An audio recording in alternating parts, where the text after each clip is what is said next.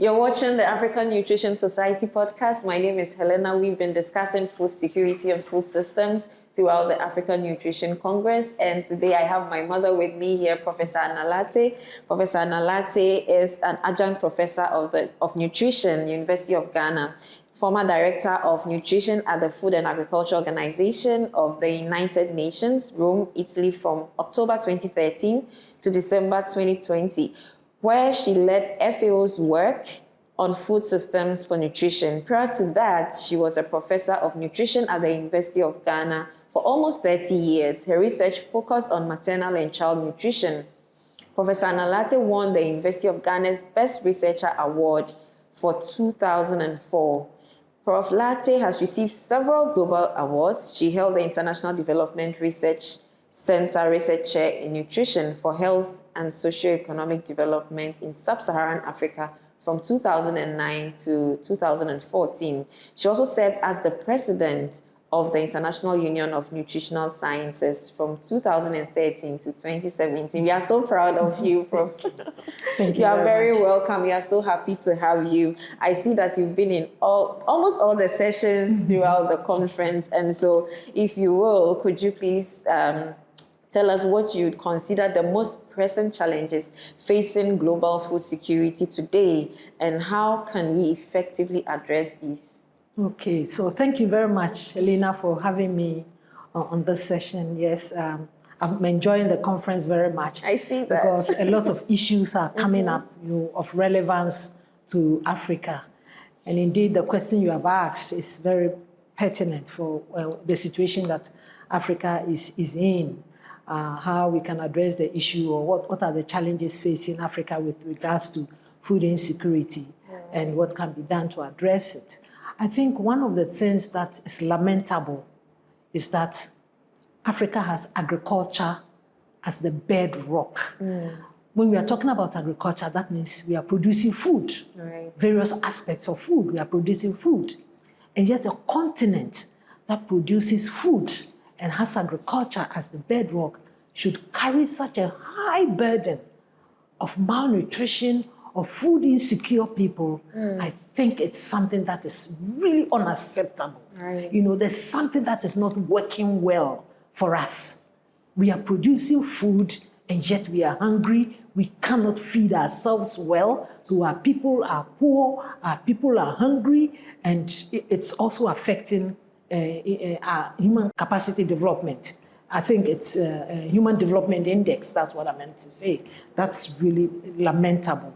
And there are a number of things that are driving it. Key among them, one, we can talk about climate change influencing. These are things that are happening. Climate change is a problem. We also have issues about, we saw what happened with the pandemics. That's really, COVID and other pandemics. I mean, pandemics will come and go. So we need to have a system that is resilient, okay? And then also conflicts. Africa has quite a number of conflicts going on. And where there's conflict, you cannot have a good system. And conflict actually increases food insecurity because it interferes with people's work, food production, livelihood, and all. So we are actually saddled with these, and climate change, as I mentioned. So all these major things are there. But on top of that too, is that we need to look at our agricultural policies. Our agricultural policies are such that they are meant to, they said they are for production and economic development. So sometimes we are producing a lot of food for export when people are hungry. So we are producing to meet the expectations of the outside world. How are policies helping to feed us on this continent? We produce, we don't have it. People, if you look at the data from FAO 2024, the number of people, almost 1 million people, over 900 million people cannot afford a healthy diet. They cannot get the ingredients that they need to incorporate into their diets to get a healthy diet. The fruits and vegetables, the animal source foods. We don't produce enough. If everybody is supposed to get access to a healthy diet. So I think our agricultural policies also contribute to to the situation on the continent. We are producing food, and yet we are not, first, the food is not being distributed well enough for everybody to address hunger. So we have a lot of people who are hungry. And the foods that we produce also are so skewed towards, cereals and staple foods. And therefore, we don't produce enough of the nutritious crops that we need to be able to get, a healthy diet. So there are structural issues that are leading to the situation in which we find ourselves, which will require serious policy changes to get us where we want. Yes, and this is very unfortunate. And so if we take Ghana, for example, Prof, and let's take a community, for example, let's say a resource-poor community. And growing up, even at home, when we went to school, we were taught how to do home gardening. And so when we went home, we would grow tomatoes in boxes, pepper. These are things that even cocoyam, so get kontomire. These are things that are also diverse that we can produce in our homes. And we are also talking about the fact that we produce, but we don't have enough for the community. We were talking about nutrition education behind the scenes.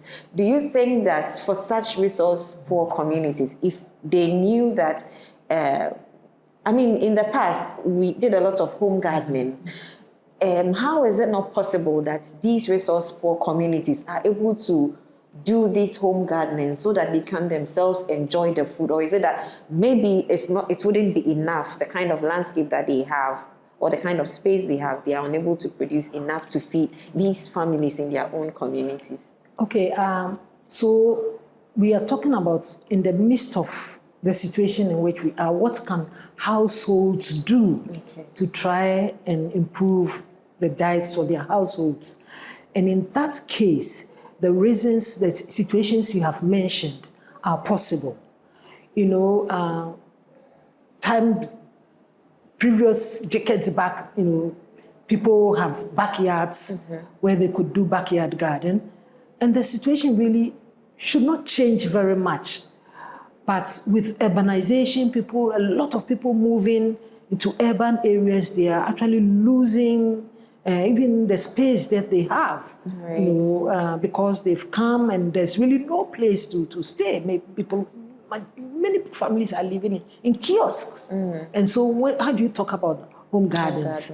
But despite that, it's still something that can be promoted, that families can use to help themselves. You can grow food in buckets, you can grow some vegetables on lorry ties.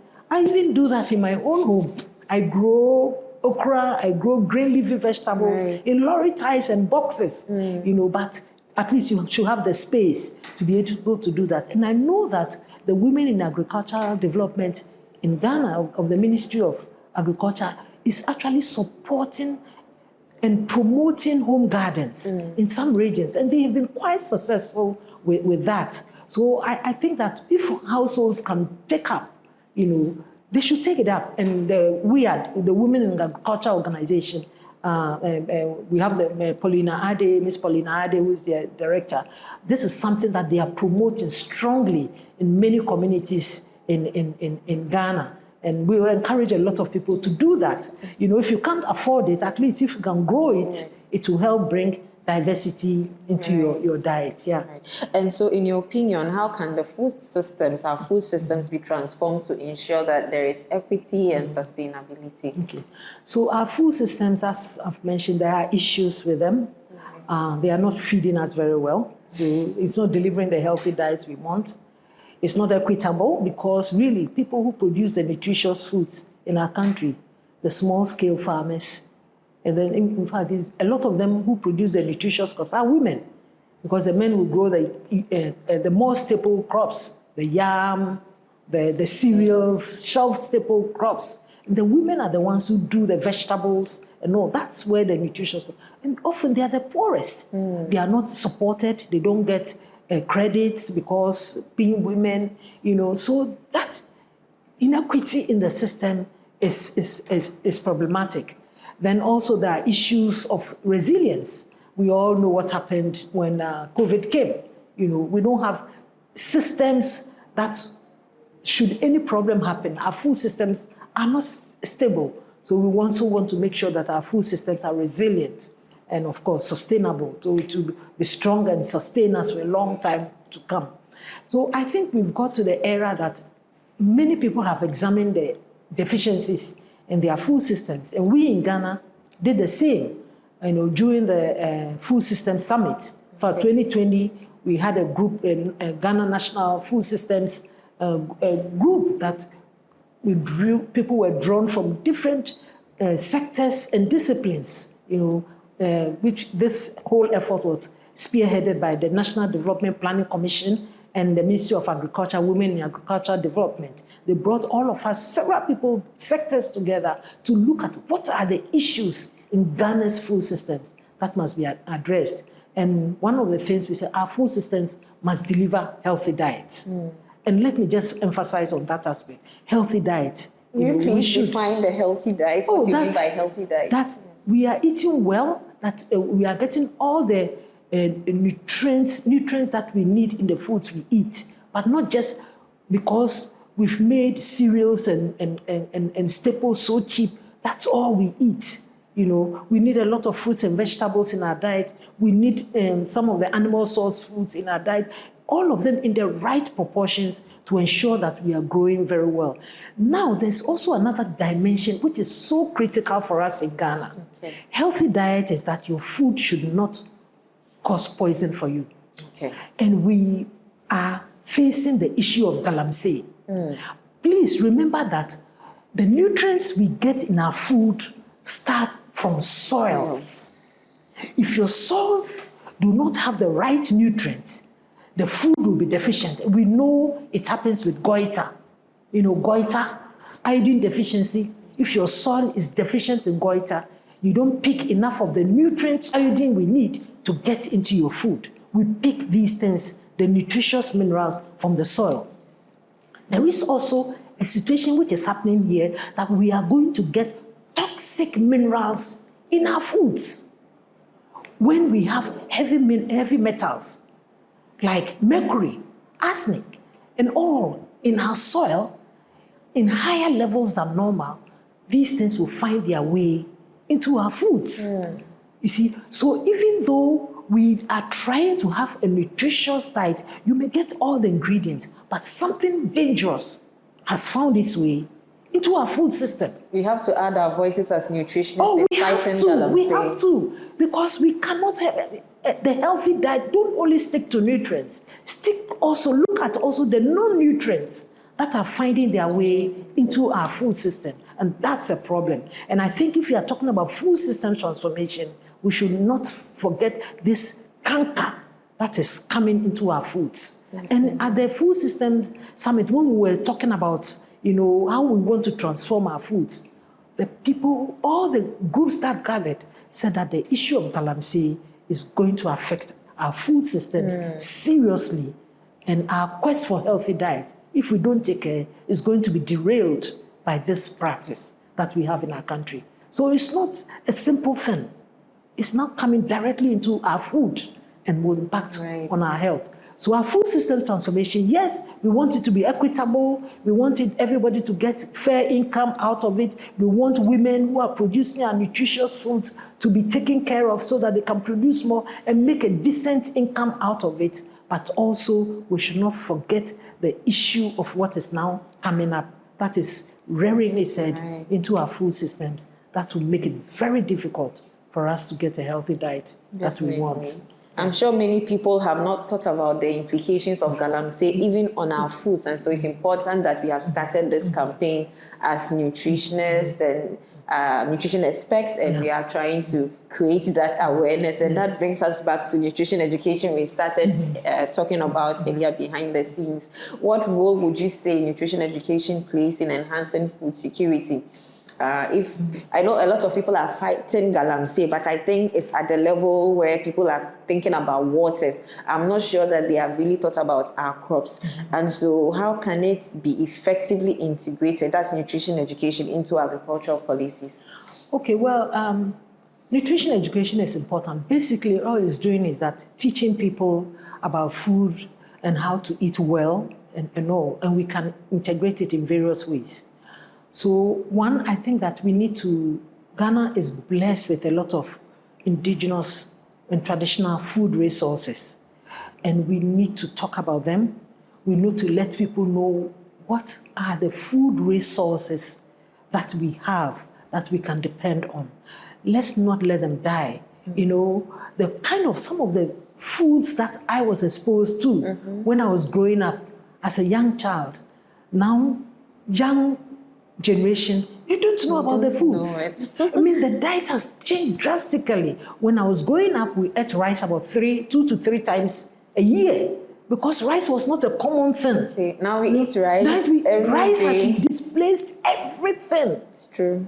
Has displaced, and we are eating rice every day. White, polished rice. And it's not even balanced. We don't add so much vegetables and all to it. And our children don't even like the vegetables. They don't like it. So our diet has really changed substantially. So I think nutrition education is important. Start by teaching them about the nutritious foods that we have, that we are blessed with. We have a lot of green leafy vegetables. But when you talk about green leafy vegetables, most people know only kontomire. What about all the plenty, hundreds of ayoyo, alefu, amaranth, all the nutritious green. Now, people are now taking cabbage, lettuce. Are you telling me these vegetables are better than the traditional green leafy vegetables we have? Because people don't know about them. Sure. We don't know. We are not exposing the rich indigenous or traditional crops that we have. So I think that nutrition education should start with making people know the resources, the rich food resources that we have in our country. Secondly, how we can combine these to ensure that we have the healthy diets we want. Thirdly, we should also incorporate this into our school feeding program. I don't know what the school feeding program is, but really as nutritionists, we should show an interest in what is being fed to our children in the schools, in the school feeding program, and also in the free education when they go to the secondary school. What is the quality of the food? It's all very important. They are at the stage that their brains are developing. If we don't feed the right nutrients, we'll end up with people who have been affected. I think that many times the focus is on filling the tummy more than the nutrition, nourishing yes. The quality. Yeah. And so it's very important, like you're saying, for nutritionists to be involved. But how can we find our way through these decision-making stages so that we know that before the caterer at the school prepares the meal, the nutritionist has overseen the ingredients that are going to be combined at every meal so that we know that there's a balance. Yeah. You see, I think we should have a meal standard. When Ghana talks about school feeding program, what's the standard? So, and that's where we will need the experts to help develop school meal standard. Right. So it doesn't matter which part of the country you are, we all follow the same standard, but the ingredients can be different. You are involved in preparing the menu, yes, selecting the ingredients. Yeah, but at the local level, you can look at the ingredients based on what is in the region, what is in the community, and what is in season. Okay. But the standard, we want to ensure that if you're on a Ghanaian school meal, we all have the same standard. Adequate in nutrients, meeting your nutrient requirement is not unbalanced. So that's what the standards will do for us. I'm not sure we have a national standard for our school meal program. Okay, and that's a real problem. It's a gap that must be filled. Yeah. We really need to find our way through if they are not coming to us so that we can help to make these changes because it's very essential. And Ghana Association of Nutrition and Dietetics, we can do that. We can do something like that. Yeah. Prof, thank you very much for these reminders and also for teaching our listeners, our viewers, some of these things, how we can diversify our diets, even find our way and make sure that the school feeding program, not just about teaching the children about nutrition, but whatever we provide for them is wholesome and nutritious enough. Are there some successful interventions that have significantly improved food security you would like to share, especially in vulnerable populations? Yeah, again, I've been talking to my colleagues in the Ministry of Agriculture a lot. Okay. Because you see that I mentioned agriculture. It's not because I worked with FAO before, but I really think that food should nourish us. Right. You know, and so if we are not producing the foods that should nourish us, then it needs a change of policy. I know that the Women in Agricultural Development is supporting a lot of communities, as I mentioned, with home gardens. I talked to my colleague, Ms. Paulina Adi. She tells me all the wonderful things they are doing in the regions, even promoting, you know, some of the biofortified crops. Okay. You know, they are easy to grow, but when you eat them, you get your contribution of you know, some minerals, you get the contribution of vitamin A, depending on the way the crops is fortified and all. So I think that, you know, you're getting that healthy diet. Agriculture should ensure that we do that. Okay. And once they've produced it, we should look at those, you know, those who are actually producing it, make it lucrative for them so that they can produce more, link them to markets. You know, so that when they produce it, and that's where if you link their products to markets, to even the school feeding program, it's an incentive for them. Right. And sometimes the middlemen come and take it, and they dictate the prices for the people who grow. Right. So they grow the food, and yet they don't make any profit. And so they are forever poor. And while you were talking, I was thinking that while we are crying about foods not being available, there are market women. When you were talking about the women selling the vegetables, I was thinking that some of these vegetables go bad, the fruits and vegetables, and people do not have food elsewhere. Yes. And so that means that supporting these women also, I say linking them to market, helping them with inputs to grow more of these nutritious crops, but they also need storage facilities. You know, and then also when you link them to existing procurement facilities, they produce, they know that they are assured of market, you know, and then it will encourage them. But when they produce, there's no market, at the end of the day, what do? They give it out for free because somebody just dictates the price for them. And they continue to stay poor. They continue to stay poor. And they themselves don't even enjoy the foods they grow. At all. And so that's the inequity in the food systems. Right. You know, so it's a big thing that we really need to look at as a nation. Right. No farmer should be poor in this country. If you are producing food to get people healthy, you should get your right reward and don't be poor. They're feeding all of us. Thank you very much. Thank you very much, Prof, for the great insights. Before we go off, would you want to give us your final words? What key messages should people take away? Oh, well, basically, I think that Ghana is blessed with all the resources. We should be eating well. It shouldn't be a problem that we eat well, but it's also up to our own national policies. What policies are we putting in place? We spend so much money importing some products into the country that probably may not be needed. We should use that money to actually help grow and kind of get some of the nutritious crops that we have in our country, you know, get it onto the dinner table. It's just a matter of the policies that we put in place to make this work. So thank you. It's a pleasure for me to be on this interview with you. And I think that our conference is bringing out a lot of interesting things, and hope that we will take it back and make an impact. Thank you very much. It's humbling to have you here. I know you've been busy and it hasn't been easy getting you here, but thank you very much for making time for us. Viewers, you've heard it all for yourself. Together, we can do this. We as nutrition experts also have a role to play in fighting Galamsey because it's destroying not just our waters, our soil, the plants we are growing, and we are all eating, right? So let's do well to make sure that our foods are wholesome. Let's try to find markets for our market women. Let's eat more of fruits and vegetables, our legumes. Let's diversify our diets. This has been the African Nutrition Society podcast. My name is Helena. Many thanks to our sponsors, especially CRS, for helping us put these interviews together. See you next time.